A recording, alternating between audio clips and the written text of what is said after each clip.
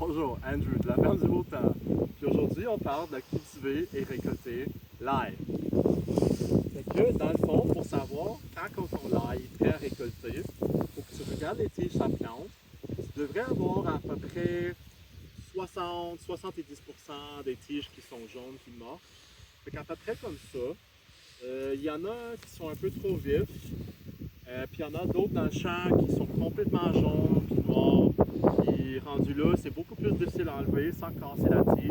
C'est plus long. Puis des fois, il faut que tu sors la petite pelle pour creuser.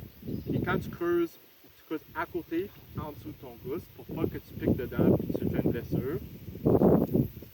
Puis, dans le fond, aujourd'hui, on est le 16 juillet. Puis ça fait à peu près une semaine ici en Outaouais qu'on était capable de commencer la récolte, mais qu'on était un peu trop occupé avec d'autres affaires. Puis dans le fond, pour planter l'ail, on va garder nos meilleures semences. Fait que ça va être tout ce qui est sans maladie. C'est les cailloux qui sont le plus gros que possible. Ça va être pour les semences qu'on va planter en automne pour l'an prochain. Ce qu'on va récolter alentour de ce temps-ci de l'année, l'an prochain, en 2027. Puis les plus petits, ça va être qu'est-ce qu'on a pour vendre. Dans le fond.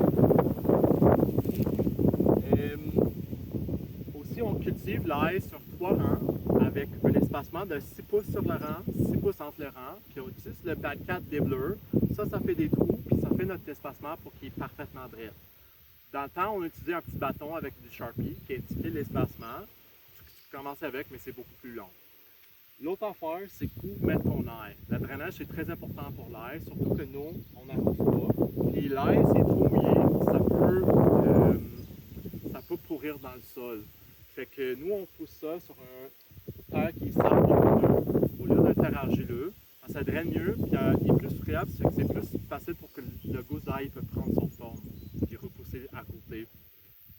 L'autre affaire de connaître, c'est que ici, les champs sont drainés. Et avec tout ça qui soit dit, on va aller voir comment faire la récolte l'ail. Tu peux voir qu'avec mes mains, j'ai juste des petits gants. Ça, c'est seulement pour que mes mains ne prennent pas de l'ail pendant une semaine ou deux. Et c'est pas nécessaire. Fait que dans le fond, ici, on voit nos 3 rangs. Fait que je vais aller sur la plante que je vais récolter. Puis je vais mettre mes 2 mains le plus bas possible. Puis je peux faire un peu secouer de côté à côté. Si je ressens résistance, je vais tirer plus doucement pour ne pas casser la tige. Si la tige se casse, je vais regarder où est-ce qu'il y a le trou. Puis là, je pourrais utiliser ma pelle pour aller creuser puis tirer. Fait que dans le fond, mettons si celle-là, j'avais ressenti résistance, je mettrais ma pelle comme ça. Puis je peux sortir l'air sans l'abîmer. Puis tu vois qu'il y en a beaucoup de mauvaises herbes. On n'en a pas désherbé. Cette année, on n'a même pas mis d'engrais. Mais le résultat n'est pas pire. Puis aussi, pour ne pas en manquer, c'est conseillé, mettons, si tu as 3 rangs, et tu récoltes un rang à fois. Puis, quand tu es habitué, ça va aller un peu plus vite. Si tu en as 2 qui sont à côté des autres, l'un et l'autre, tu peux les pogner en même temps. On les met toujours avec les tiges alignées du même sens dans le bac. Dans le fond, quand on va être prêt pour l'entreposage, on va aller mettre ça dans une tunnel chenille, sur des tables, sur des racks à pain qu'on a utilisés de l'épicerie, lavés, désinfectés. 2 de haut. Fait qu'il y en a un en bas qui n'a rien, c'est juste pour laisser l'air passer.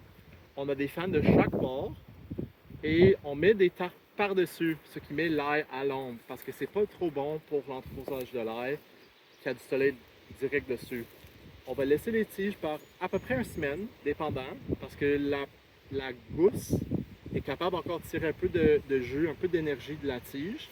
Puis à un moment donné, on va venir, puis on va couper la tige à peu près là, laisser un petit esthétique.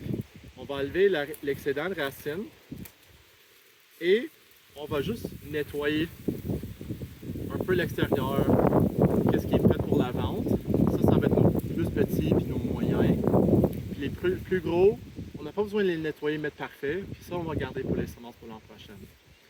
Fait que, là, vous pouvez aller continuer live.